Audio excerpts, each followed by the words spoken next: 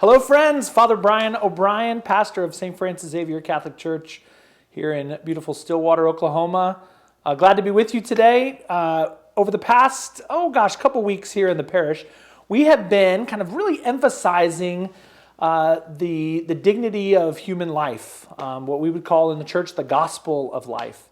I'm trying to build a culture of life here in Payne County. And that takes, of course, a lot of different forms. One of the things we've done in the parish is I led a little study over a beautiful document called The Gospel of Life, Evangelium Vitae. It's a 1995 document written by St. John Paul II. And so we had a good crowd. I don't know what we had, 10, 20, 30 people or so over the course of 2 Saturdays.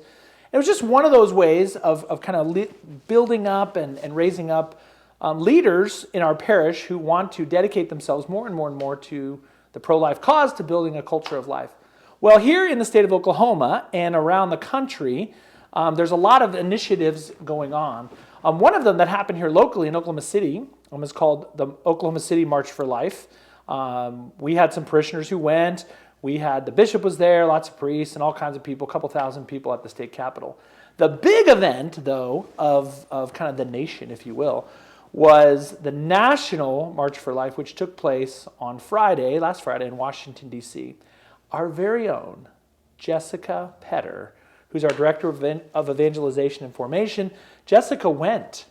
And I just thought it'd be fun to kind of get a little of Jessica's kind of thoughts on the march, why she went, and then maybe think about you going next year. Okay, so Jessica, how many people were there? Hi, friends. I'm going to say over 200,000. Students for Life said over 150,000, but I always feel like they kind of scale it down. It's a lot of people, yeah. Yeah, on the coldest day in 3 years. Yeah, how cold was it? Like 14 with the wind chill. Yeah, in Washington, D.C. Pretty crazy. And I dressed for fashion. I wanted everyone to see my former fetus shirt. But yeah, it's cold. It's cold. It's super cold. Yeah. Okay, and you've been before? I have.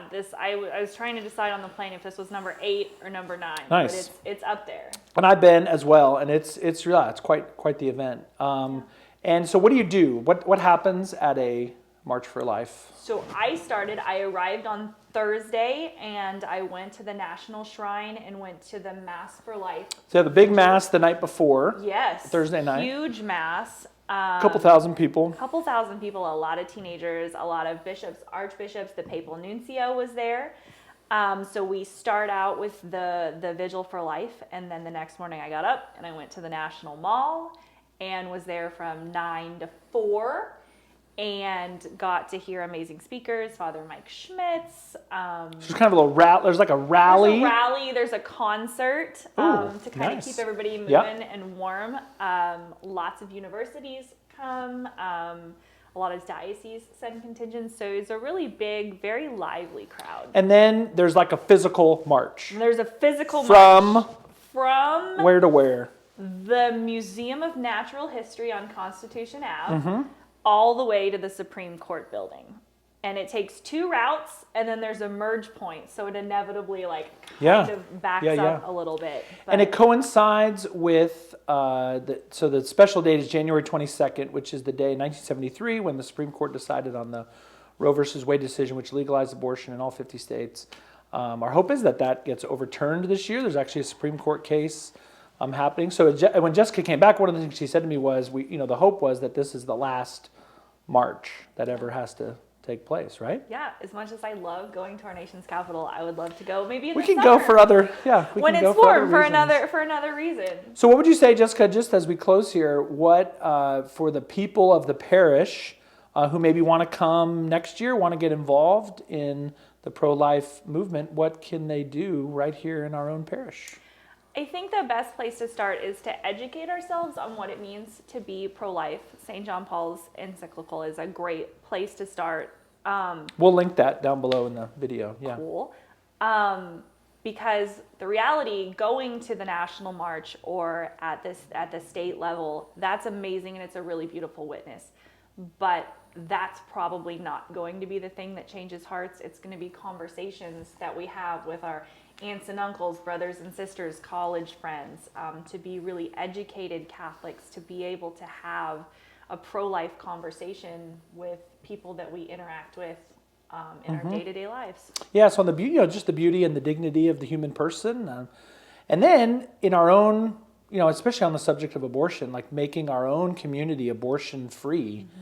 There's a legal part of that, but a lot of it is supporting women in crisis pregnancies, supporting families that are in need, and then here in the parish, we want to push back against any culture that promotes euthanasia, but also that promotes the death penalty. So we're doing things here in the diocese. We're doing things here in the parish. So if that's something that interests you, I just encourage you to feel free to reach out to me, reach out to Jessica. If something's kind of moving your heart that you want to get more involved, maybe that's getting involved at Birthright of Stillwater. Maybe that's getting involved in some kind of advocacy here in the parish. We would love to hear from you. What was kind of the main message of the March for Life? What do you come away if you kind of give people kind of one big thing? A tremendous amount of hope. I think people are really excited for a post-Roe world. Yep. And the fact that it could happen is just amazing. People were just so joyful, and I hope for the day where abortion is unthinkable. There it is. Yeah. Amen. So thanks for joining us for this little interview. I'm Father Brian O'Brien, Jessica Petter. We're here at St. Francis Xavier. We'd love for you to come see us, give us a call, reach out. Let's be pro-life.